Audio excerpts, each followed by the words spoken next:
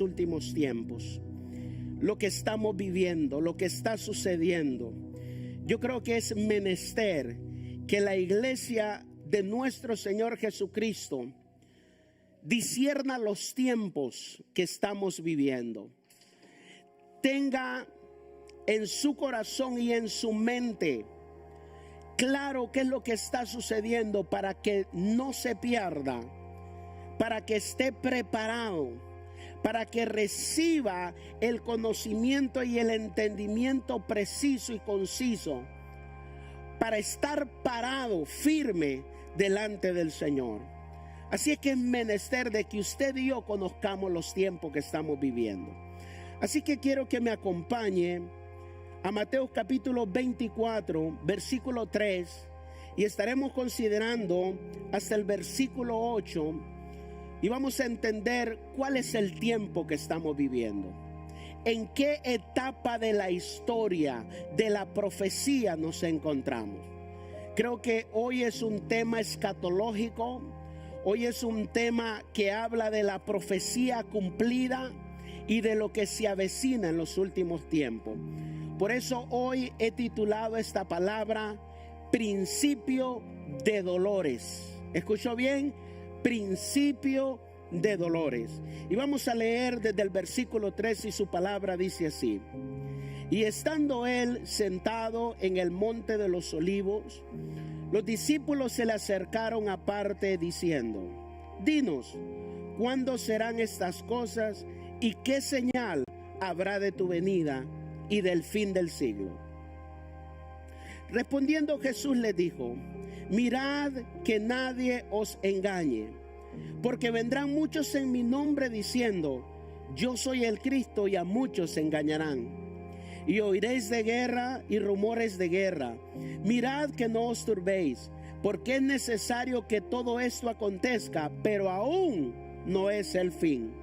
Porque se levantará nación contra nación, reino contra reino, y habrá pestes y hambres y terremotos en diferentes lugares. Y todo esto será principio de dolores. Repita conmigo: será principios de dolores. Yo me recuerdo hace 17 años ya que la pastora Jessica estaba embarazada de nuestro hijo menor Isaac. Y era un día miércoles y nosotros estábamos en una vigilia en nuestra iglesia donde estábamos perseverando, y ella estaba embarazada, estaba en los últimos días, y de repente, mientras estábamos orando en el altar junto con mi esposa, la pastora Jessica, empezaron los principios de dolores de este parto.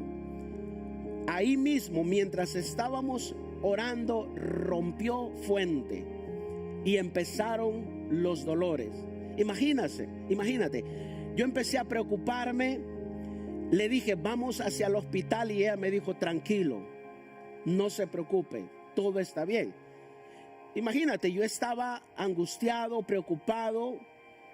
Yo decía: en cualquier momento este niño sale aquí y no estamos preparados. Y le dijo: vamos al hospital, y me dice: no, tranquilo, vamos a la casa. Eso fue aproximadamente a las 12 o 1 de la mañana. Ella llegó, se hizo un té de manzanilla. Yo la miraba tranquila, relajada, y yo decía: pero ¿qué es lo que pasa? Tiene principios de dolores, está a punto de dar a luz y está aquí bien tranquila. Lógicamente ella ya tenía la experiencia de nuestro primer hijo, el cual yo no estuve ahí con ella por muchas razones, y yo estaba preocupado, estaba angustiado, pero ella sabía lo que estaba sucediendo. Mira lo importante de conocer los tiempos que estamos viviendo. Porque si tú no conoces los tiempos que estás viviendo, te vas a desesperar como yo lo estaba. Y ella me dice: tranquilo, hicimos algunas cosas en la casa, dejó todo ordenado, tendió la cama, hizo todo en orden. Salimos al hospital a las 5 o a las 6 de la mañana, y los principios de dolores del parto empezaron a las 12 o a 1 de la mañana, 4 horas después. Yo en mi mente no entendía, pero ella tenía el control, porque ella tenía la experiencia y sabía el tiempo que estaba pasando. Yo creo que es importante que como hijos de Dios entendamos la crisis que estamos viviendo y dónde estamos colocados en el tiempo de la profecía. Porque si tú no sabes, puede suceder que te desesperes y vengan preguntas a tu mente. ¿Será que es el final del mundo? ¿Será que Cristo está a punto de venir? ¿Será que viene el milenio o viene el arrebato? ¿En qué punto de la profecía nos encontramos? Yo quiero que vaya conmigo al versículo 3. Yo tengo una versión diferente aquí porque quiero enfatizar la última pregunta. Escucha esto. Dice el versículo 3: mientras Jesús estaba sentado en el monte de los olivos, los discípulos se le acercaron por separado, lo llevaron aparte a Jesús y le dijeron: dinos, ¿cuándo sucederá todo esto? ¿Y cuál será la señal de tu venida y el fin del mundo? La versión Reina Valera contemporánea sustituye la palabra siglo por el fin del mundo. ¿Por qué es importante saber esto? Porque los discípulos le hacen 3 preguntas específicas a Jesús cuando lo llevaron aparte. 3 preguntas. La número 1 es: ¿cuándo será la destrucción del templo? Si usted va en los versículos 1 y 2 de Mateo capítulo 24, usted se recordará que Jesucristo le es presentado el gran templo y dice: cuando Jesús salió del templo y se iba, se acercaron sus discípulos para mostrarle los edificios del templo. Respondió él y les dijo: ¿veis todo esto? De cierto os digo que no quedará aquí piedra sobre piedra que no sea derribada. En este momento, en el versículo 1 y 2, Jesucristo suelta una profecía, algo que va a suceder 30 años después de su partida. Y los discípulos se quedan atónitos sin saber qué es lo que está sucediendo. Y cuando está aparte con él, con los discípulos se acercan y le preguntan, y le hacen estas 3 preguntas. Número 1, ¿cuándo será la destrucción del templo? Número 2, ¿cuáles son las señales de tu segunda venida? Esa es la segunda pregunta. Y la tercera, ¿cuándo será el final del mundo? Yo quiero que pongan mucha atención, porque estas 3 preguntas separan la profecía y los acontecimientos. ¿Cómo, pastor? Sí. Número 1, Jesucristo primero profetiza la destrucción del templo. Número 2, Jesucristo habla de las señales de la segunda venida del Mesías. Y número 3, ¿cuál es el final del mundo? Son 3 cosas completamente diferentes. La venida de nuestro Señor Jesucristo con el final del mundo son 2 eventos completamente diferentes. Y el siguiente domingo voy a predicarles acerca de la segunda venida, de los 2 acontecimientos en esa segunda venida. Pero hoy quiero llevarlos a través de las señales, de los acontecimientos que han sucedido ya, para que esa segunda venida esté preparada para que Cristo venga a buscar su iglesia. Entonces, lo primero que los discípulos le hacen esta pregunta, porque ellos están preocupados, ellos quieren saber qué van a hacer en el momento del regreso y de la venida de nuestro Señor Jesucristo.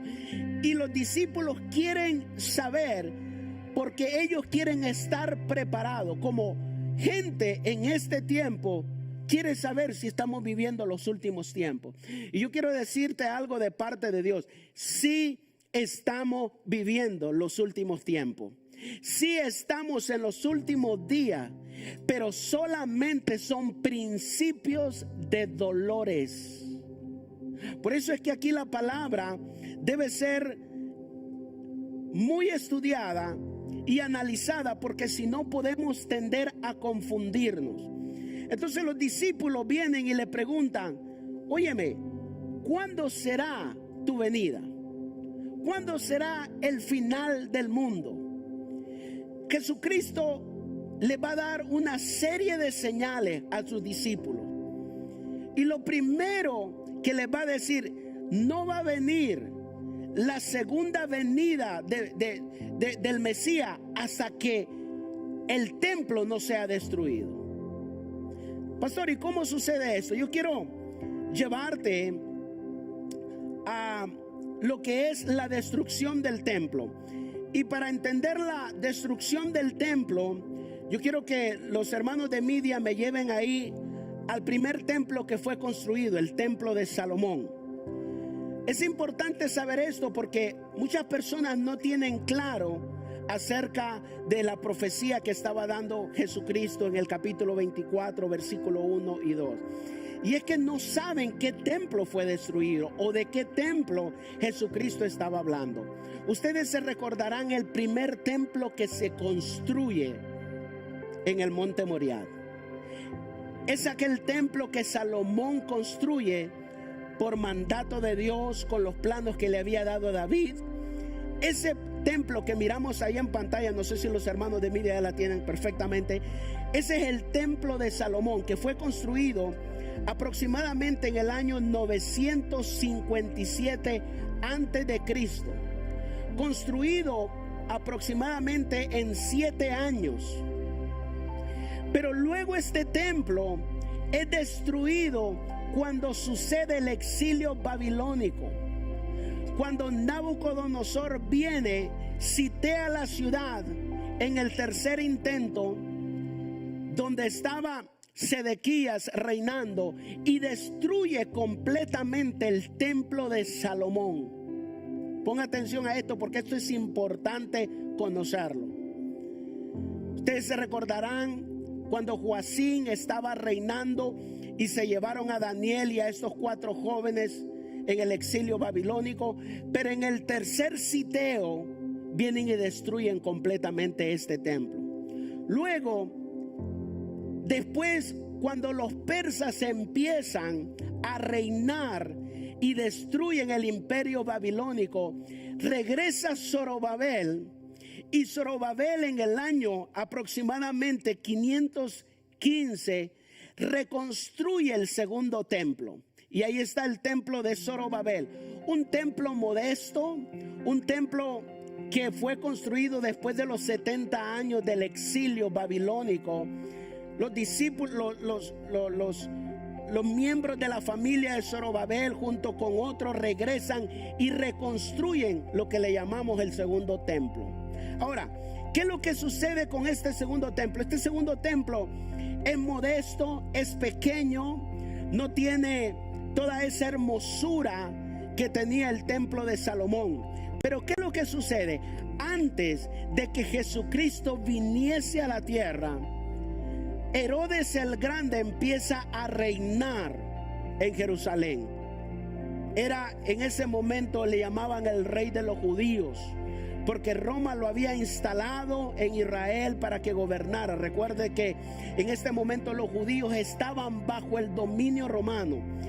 Y ahora Herodes lo que hace es que embellece este templo de Zorobabel y le hace una estructura gigante, enorme. O sea, estamos hablando de un señor templo. Ahí ustedes pueden ver sus murallas. A ver si lo pueden poner los hermanos de Media, el templo de Herodes. Ustedes van a ver ahí ese templo hermoso, le hace unas murallas gigantes, lo embellece. Por eso le llamaban Herodes el Grande, porque él todo lo que hacía, lo hacía grande. Entonces este templo de Zorobabel le hace una fachada hermosa, enorme. En este momento que Jesucristo ve este templo, le dice a los discípulos: no quedará piedra sobre piedra que no sea destruida. Entonces esta profecía Jesucristo la habla en el 30 después de Cristo, aproximadamente a pocos días de ser crucificado y ser levantado. Pero esta profecía tiene que cumplirse antes de que venga la segunda venida de nuestro Señor Jesucristo. ¿Y qué es lo que sucede? Sucede que en el año 70 después de Cristo hay una rebelión de los judíos. Óigame, póngame atención, yo sé que voy un poco despacio, pero quiero que entienda la historia, porque para yo decirle que todo se ha cumplido y que la profecía ya se ha cumplido, yo tengo que llevarlo pasito a pasito a través de estos templos para que usted entienda lo que Cristo estaba hablando. ¿Y qué es lo que sucede? Que en el año 70 hay una rebelión de los judíos contra los romanos, y ya hay una guerra interna donde Tito, el hijo de Vespasiano, va a destruir completamente este segundo templo que Herodes había embellecido, y lo destruye completamente. Le tumba todo, le destruye todo, todas las murallas, le destruye todo el templo, y lo único que queda es el muro de los lamentos de ese templo. Así que cuando Jesucristo dijo, y no quedará piedra sobre piedra, en Mateo capítulo 24 versículo 2 está hablando de la destrucción de ese templo, y queda el templo completamente destruido. Ahora, es impresionante la construcción de este templo, porque era una profecía que era difícil que se cumpliera. ¿Por qué? Porque no había ninguna amenaza, no había ningún problema, todo estaba bien. Es más, los discípulos no podían entender cómo era posible que un templo tan hermoso y tan gigante y tan grande pudiera ser destruido. ¿Se recuerdan una vez cuando Jesucristo dijo, wow, este templo lo puedo destruir en 3 días y construirlo, derribarlo en 3 días y reconstruirlo en 3 días? Estaba hablando del templo del Espíritu Santo, estaba hablando de su cuerpo, porque era imposible de que un templo que se había tardado tantos años pudiera desaparecer y ser destruido. Es más, yo le tomé algunas fotos y las quiero presentar de la magnitud y de lo grande que eran las murallas de este templo. Ahí los hermanos de Media van a colocar de lo que es el muro de los lamentos, que es la única muralla que ha quedado de este templo. Y si usted va en la parte subterránea, la parte donde está bajo el pueblo o bajo la ciudad musulmana, usted se va a encontrar, mire la estructura, mire la edificación, la arquitectura de este edificio. Ahí está colocado la piedra más grande que se ha usado en una construcción. Óyeme, estamos hablando que esta piedra pesa 500 toneladas, mide aproximadamente 12 metros de largo por 4 de alto. Estamos hablando de 11 pies más o menos de alto por 41 de largo. Una sola piedra de esta muralla mide y pesa esa cantidad.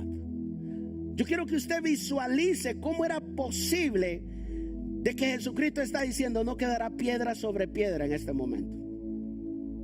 Es algo impresionante de cómo estas piedras iban a ser demolidas y destruidas. Pero esa profecía tenía que cumplirse. Ahora, ¿por qué yo voy a todo esto? ¿Por qué estoy hablando de todo esto? Porque yo quiero que usted sepa que estamos en los últimos días, estamos en los últimos tiempos. Y toda esta profecía se ha ido cumpliendo. ¿Por qué se ha ido cumpliendo? Porque el fin se acerca. Cristo viene pronto. Es inevitable que no podamos ver todos estos acontecimientos. Es inevitable que vamos a cerrar nuestros ojos y no nos vamos a dar cuenta de que nuestro Señor Jesucristo está cerca. ¿Y qué es lo que sigue diciendo? Fíjese, cuando ellos le hacen esta pregunta, lo primero que hace nuestro Señor Jesucristo en el versículo 4 dice, respondiendo Jesús le dijo, mirad que nadie os engañe, porque vendrán muchos en mi nombre diciendo yo soy el Cristo, y a muchos se engañarán. Es decir, lo primero que el Señor advierte a la iglesia, a sus discípulos, es que no seamos engañados. que no miremos estos acontecimientos como que si nada estuviera pasando, sino que abramos nuestros ojos y nos demos cuenta de que el fin se acerca. Pero tranquilo, que todavía son principios de dolores. Ahora, lógicamente, los discípulos querían saber, estaban preocupados porque ellos querían estar preparados. Ellos no querían que la segunda venida del maestro los tomase por sorpresa. Ellos no querían estar desprevenidos, ellos querían estar listos, ellos querían estar como ese siervo fiel, diligente, vigilante, preparado para cuando venga su esposo, su maestro, para recibirle y abrir la puerta. Ellos vienen a aquel que les puede dar la respuesta y le dice: óyeme, Señor, necesitamos saber cuándo va a suceder todo esto. Y Jesucristo les dice: no les toca a vosotros saber los tiempos y las sazones, porque no es tiempo para ustedes, es tiempo para nuestra generación. Gloria sea al Señor. Mira lo que dice ahí en Hechos capítulo 1. Yo quiero que me acompañe, porque esto es poderosísimo. Hechos capítulo 1, versículo 6 dice: entonces los que se habían reunido le preguntaron diciendo: Señor, ¿restaurarás el reino a Israel en este tiempo? Y él le dijo: no os toca a vosotros saber los tiempos o las sazones que el Padre puso en su sola potestad. ¿Sabías que los discípulos no estaban viviendo el tiempo que hoy nosotros estamos viviendo? O sea, Jesucristo les dijo: no les toca a ustedes vivir ese tiempo. Nos toca a nosotros en este tiempo vivir estos acontecimientos. Así es que, mi amado hermano, yo quiero decirte de que el fin se acerca, que estamos a punto de recibir el arrebatamiento, que Cristo viene a buscar su iglesia en el nombre poderoso de nuestro Señor Jesucristo. Wow, eso es poderoso. Por eso es que nuestro Señor Jesucristo nos dice, ponga atención a esto, que esto es poderoso. Mateo capítulo 24.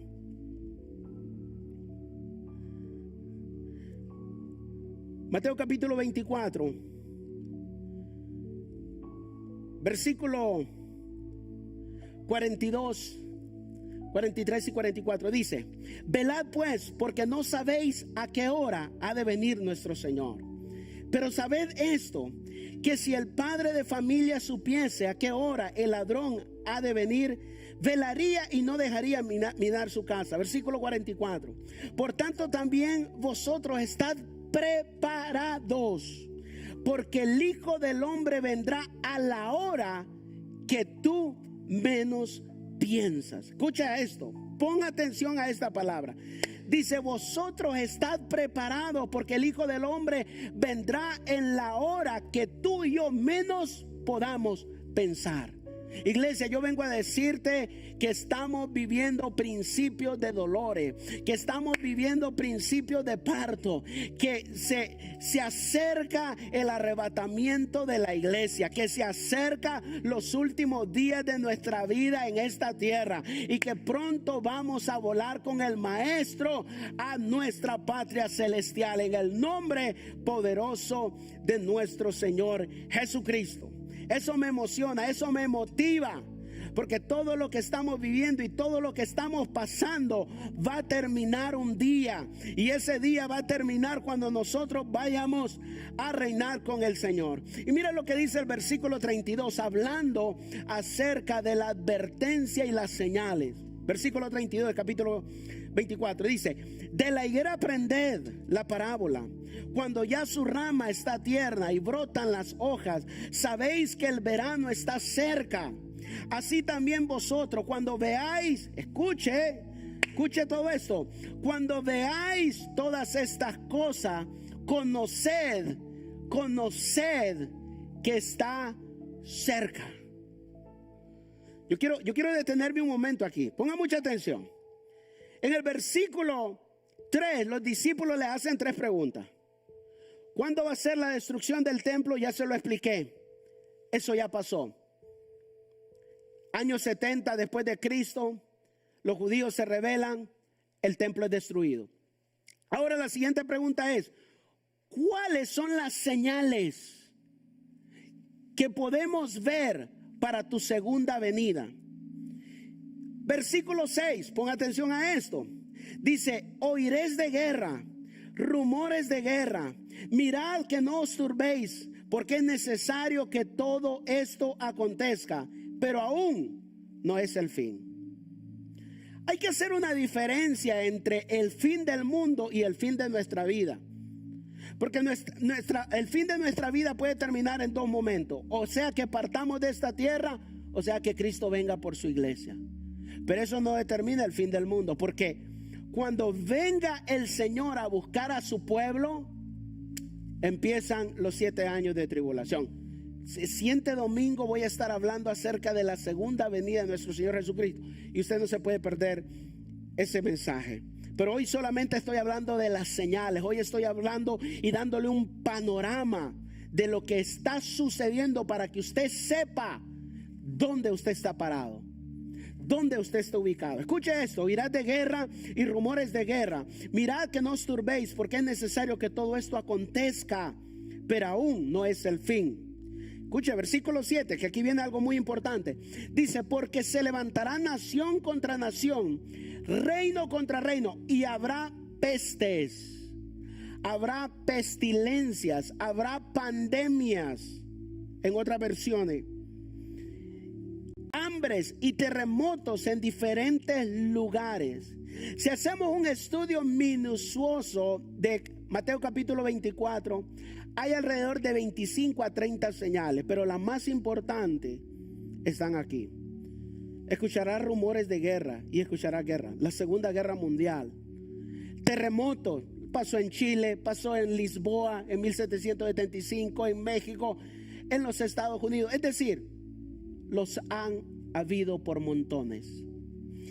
Habrán pestes, pandemias. En la historia de la humanidad han pasado muchas. ¿Qué me está tratando de decir, pastor? Que toda la profecía y todas las señales que Jesucristo habló en Mateo capítulo 24 ya se han cumplido, iglesia. La destrucción del templo, los rumores de guerra, los terremotos, los falsos profetas, los engañadores, el amor enfriándose, la persecución de los cristianos. Todo eso ya ha acontecido. En el versículo 9 dice, os entregarán a tribulación y los matarán y seréis aborrecidos de toda la gente por causa de mi nombre. Le está hablando específicamente a la iglesia, al pueblo de Israel. Todo esto ya se ha cumplido. Todas las señales se han cumplido. Y hay otra señal bien importante que quiero explicarla un poquito, porque hay muchas personas que no la entienden. Y está en Mateo capítulo 24, versículo 34, donde dice, de cierto os digo, que no pasará esta generación hasta que todo esto acontezca. ¿De qué generación está hablando? Bueno, creemos, y según los estudios de eruditos, de personas dedicadas al estudio de la palabra, dice que no pasará esta generación hasta que todo esto acontezca. Desde el momento en que el templo fue destruido en el año 70, hubo una diáspora judía, es decir, una dispersión del pueblo de Dios por todas partes del mundo. Todos los judíos empezaron a ser dispersados por todo el mundo. Hubo una gran persecución de los romanos sobre los judíos, y empezaron los judíos a salir por todos lados. Unos se fueron para Europa, otros para Asia, es decir, emigraron de Israel. Por eso es que cuando Hitler viene y quiere exterminar a los judíos, mata 6 millones de judíos que se encontraban por toda Europa. ¿Por qué? Porque hubo una diáspora, porque hubo una diserción de todo este pueblo por todo el mundo. Pero ¿qué es lo que sucede? En el año 1948, pon atención a esto, se constituye Israel como una nación. Escúcheme, desde el 70 que fueron dispersados hasta el año 1948. Regresa Israel a su tierra y se establece como una nación. Y desde ese momento se cree que se empieza, ponga atención a esto, se empieza a contar los años en esa generación. Quiere decir que si contamos desde el año 1948 y según Salmos capítulo 90 versículo 10, que nos explica cuántos años dura una generación, ponga atención a esto porque esto se pone interesante. Dice: los días de nuestra edad son 70 años. Y si en los más robustos son 80 años, con todo, su fortaleza es molestia y trabajo, porque pronto pasan y volamos. Escuche bien. Eso quiere decir que si no pasará esta generación que empieza en 1948, cuando Israel es constituido como país, como nación, y una generación no dura más de 80 años, estamos hablando de 1948 más 80 años, estamos hablando del 2028 por ahí, si no hago mal los números. Pastor, usted nos está diciendo que para el 2028 va a venir el arrebatamiento de la iglesia. No estoy diciendo eso, estoy hablando de la profecía y de las señales que Dios dejó establecido en esta palabra. Yo simplemente estoy hablando Biblia. Y lo que estoy diciendo es que los tiempos se han acortado. Lo que estoy diciendo es que pronto va a ser un levantamiento de la iglesia. Puede durar 10 años, 20 años, 30 años, no lo sabemos. Porque dice la palabra de Dios, y falsamente algunas personas han tratado de alguna manera de colocar, de fijar fechas para la venida o el arrebatamiento de nuestro Señor Jesucristo. Cosa que ha provocado que la iglesia sea mal interpretada. Esto es importante. Yo quiero que usted ponga atención a esto, porque en Mateo capítulo 24 versículo 36 la palabra de Dios dice, pero del día y la hora nadie la sabe, ni aun los ángeles de los cielos, sino solo mi Padre que está en los cielos. Ni usted, ni yo, ni el hombre más ungido, ni el científico, ni el teólogo, ni la persona más sabia en esta tierra sabe cuándo será la venida de nuestro Señor Jesucristo. Yo estuve escudriñando, leyendo, informándome, y encontré que en el año 1843 se levantó un hombre, William Miller. Tenía alrededor de 100,000 seguidores.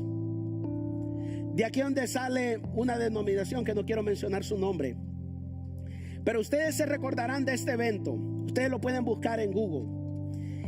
Él dijo, después de un estudio realizado de Daniel y el Apocalipsis, él dijo que Jesucristo vendría entre el 21 de marzo de 1843 y el 21 de marzo de 1844.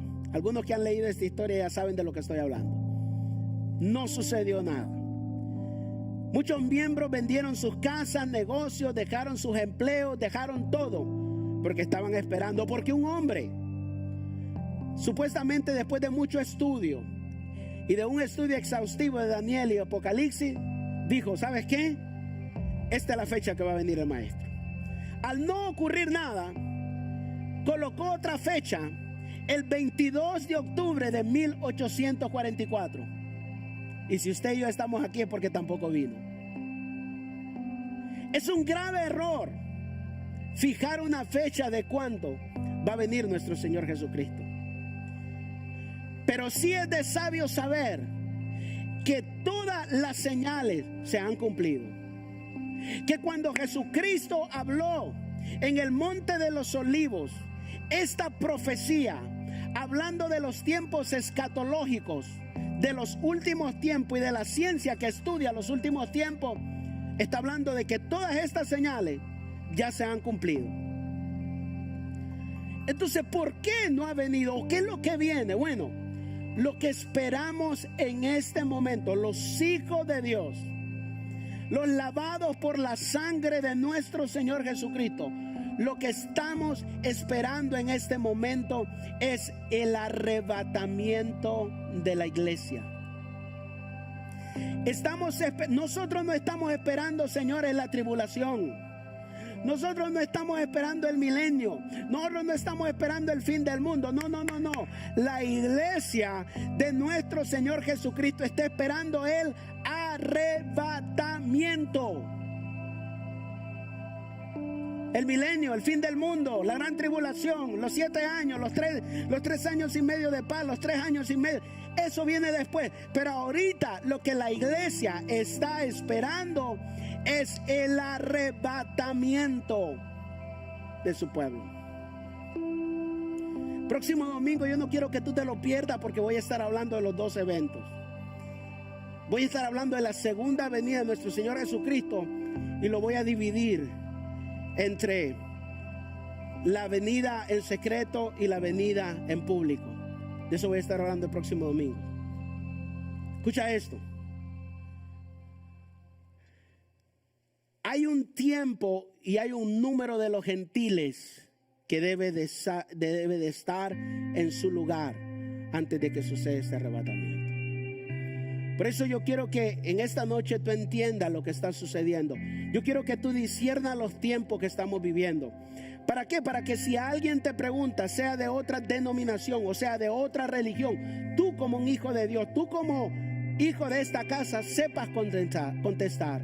Y lo primero que tienes que decir: hey, estamos viviendo principio de dolores. Escucha esto.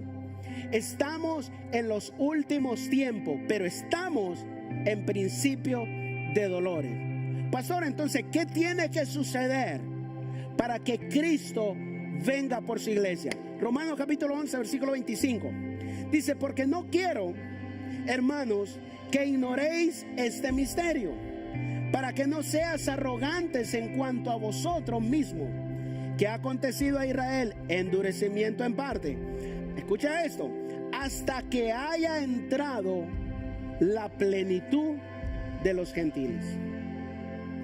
Hay un tiempo que Dios ha estipulado en su divina voluntad para que entre esa plenitud de los gentiles.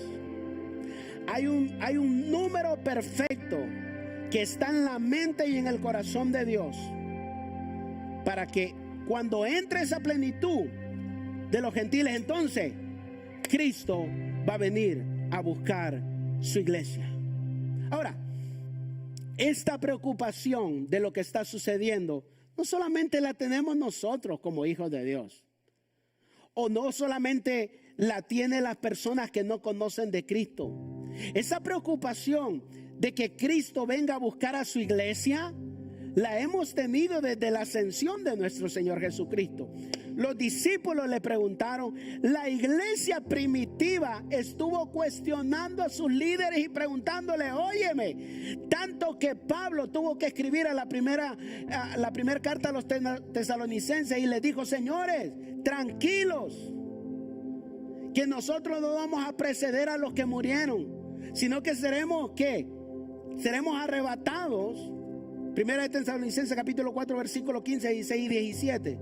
Seremos arrebatados en un abrir y cerrar de ojos, y los muertos en Cristo resucitarán primero, y luego nosotros los que hayamos quedado seremos arrebatados en un abrir y cerrar de ojos y encontraremos al Señor en los aires. ¿Por qué Pablo estuvo hablando de eso? Porque le estuvieron preguntando. Porque habían discípulos de la iglesia primitiva que estaban como usted y como yo, o como aquellos que están sin Cristo, preocupados. ¿Será el último de los tiempos? ¿Será que después de esta pandemia viene el fin? ¿Será que se terminó este mundo? Y esa preocupación embarga a aquel pueblo que no tiene a Cristo. Pero nosotros, los que tenemos a nuestro Señor Jesucristo, no debemos de estar preocupados, debemos de estar gozosos, debemos de estar felices, porque nuestra redención se acerca. Amén, amén. Incluso segunda de Pedro capítulo 3 versículo 8 dice: mas amados hermanos, No ignores esto, que para con el Señor un día es como 1000 años y 1000 años como un día. El Señor no retarda su promesa, según algunos la tienen por tardanza, sino que es paciente para con nosotros, no queriendo que ninguno perezca, sino que todos procedan al arrepentimiento. Dios está esperando que se cumpla la plenitud de los gentiles, que se cumpla el número perfecto, para luego Cristo venir a buscar su iglesia. Pero el día del Señor vendrá como ladrón en la noche, vendrá como un ladrón para aquellos que no conocen de Cristo. Pero para nosotros lo vamos a estar esperando, porque pronto se acerca el fin de la iglesia. ¿Por qué? Porque Cristo va a venir a buscar a su pueblo. Esto es poderoso. Yo quiero ir terminando con esto. Pon atención a esto. Yo quiero ir terminando con esto. El evangelio de nuestro Señor Jesucristo se ha proliferado por toda la tierra. Se ha diseminado por toda la tierra. Y solo está esperando el Señor que todos los habitantes de la tierra escuchen el evangelio de salvación. Por eso en Mateo capítulo 24 versículo 14 dice: y será predicado este evangelio del reino en todo el mundo, para testimonio a todas las naciones, y entonces vendrá el fin. Cada vez que tú predicas, cada vez que tú compartes esta transmisión o le hablas a alguien de Jesucristo, lo que estás haciendo es predicando la palabra de Dios y acercando el día del arrebatamiento para la iglesia. Por eso en el versículo 44 de Mateo capítulo 24 dice: por tanto, también vosotros estad preparados, porque el Hijo del Hombre vendrá a la hora que tú y yo menos esperamos. Yo quiero ir concluyendo con esto, iglesia. Estamos en principios de dolores. Tú y yo tenemos el privilegio de estar viviendo los últimos tiempos. Tú y yo tenemos el privilegio que los discípulos no tuvieron. O mejor dicho, ellos lo tuvieron de alguna forma, nosotros lo vamos a tener de otra forma. Y es que nosotros vamos a vivir estos últimos tiempos. Estamos a los linderos, estamos cerca del arrebatamiento de la iglesia. Como dice aquí en Mateo, habrá pestes, las estamos viviendo. Habrán terremotos, los hemos visto. Habrán diferentes cosas, y esto es principio de dolores. Todas estas señales que se habla en el capítulo 24 de Mateo ya están cumplidas. La destrucción del templo, las señales, las 25 a 30 señales que habló nuestro Señor, todo está cumplido. Lo único que esperamos es el regreso del Mesías. Así que yo quiero que tú te quedes con esta palabra y sepas que la redención de la iglesia está más cerca que nunca. Así que tranquila, manada pequeña, porque a Dios le ha placido daros el reino. Tranquila, manada pequeña, porque tuyo es el reino, dijo nuestro Señor Jesucristo. Estamos en principio de dolores de parto. Estamos viviendo los últimos tiempos, pero la iglesia de Jesús está confiada, está feliz, porque pronto viene el retorno de nuestro Señor.